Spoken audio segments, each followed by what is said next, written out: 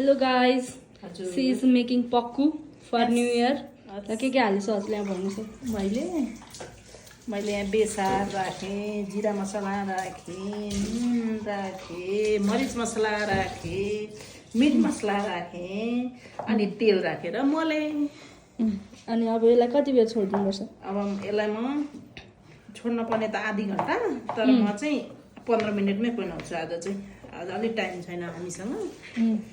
यहाँ तेल राख्नु त। She is unknown about my YouTube videos, so पहिले उहाँले हालिसक्नु भएछ सबै कुरा।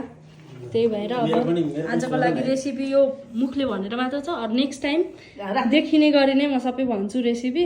बाबाले तेल हाल्दै होइसिन्छ। म चाहिँ यो तेलको तेल अब एकछिनपछि यो पक्कु कस्तो बन्छ, पकाउने बेलाको कस्तो हुन्छ भनेर म सबै देखाउँछु है।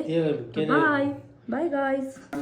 अघि हामीले मोलेर छोडेको मासु चाहिँ अब हामी पकाउनलाई सुरु गर्नेछौँ। यसलाई चाहिँ सानो ग्यासमा सानो हिटमा बसाल्दैछौँ। यसलाई चाहिँ अघि पछि मैले कराईमा तेल बसालेर तेजपत्ता, मरिच, दालचिनी, मेथी पड्काएर ओरिदिन्थेँ। आज चाहिँ मैले कराईमै मोलेको भएर तेलहरू सबै यसमा नै राखिदिएको छु। अनि ग्यास सानो बनाएर यसलाई सानो हिटमा पकाउनेछौँ। यसमै म तेजपत्ता पनि माथि नै राखेर मोलिदिन्छु। म चाहिँ तेजपत्ता पनि यसमै राखेर चलाइदिन्छु। यो मजाले पाक्ने भएको भएर यो तेजपत्ता पनि यसमै भुटिन्छ। मैले चाहिँ सबै कुरा यसमा पहिले नै राखेर मोलेको हुनाले गर्दाखेरि आज कराईमै नै मोलेको छु। त्यही भएर मैले सानो हिटमा यसलाई बसालिदिएको छु। अब यसलाई चाहिँ एकदम सानो हिटमा टाइम लाएर बनाउनुपर्छ। ल मैले चाहिँ यसलाई अब अहिले एकछिनलाई छोपिदिएँ। यो पक्कुलाई हामी चाहिँ बेला बेलामा यसरी चलाउँदै गर्नुपर्छ। फेरि यो पिरमा मसलाहरू लाग्न सक्छ।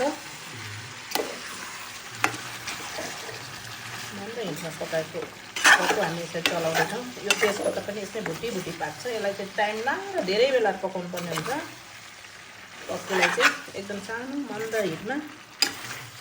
को चाहिँ कलर यस्तो आउँदैछ है। को चाहिँ यस्तो कलर आउँदैछ। अब हाम्रो चाहिँ अब एकछिनमा हाम्रो पक्कु तयार हुन्छ। हेर्नु गाइस,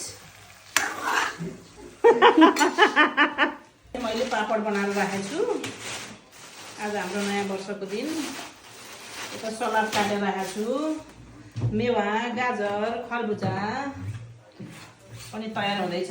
यता भटमास साल्नलाई भटमास भुटेर भटमास बदाम राखेको छु। प्याज काटेर राखेको छु। खुर्सानी, प्याज, धनियाँ सब तयार भइरहेको हुँदैछ हाम्रो यहाँ। कोको कलर चाहिँ यस्तो आइरहेको छ यी। अब करिब पक्कु तयार हुन लाग्यो। म चाहिँ लास्टमा यहाँ प्याज पनि हालिदिन्छु र यो प्याज पनि यसमै भुटिएपछि अनि त्यसपछिबाट यसको स्वाद पनि अलिक मिठो, अझ बढी मिठो, अझ स्वादिलो हुन्छ।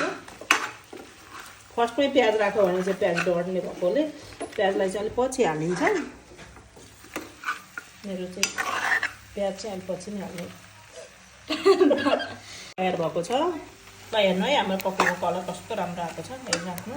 म चाहिँ अब यसमा माथिबाट अलिअलि धनियाँ छर्किदिन्छु। अनि त्यसपछि हाम्रो पक्कु तयार भयो। बाई।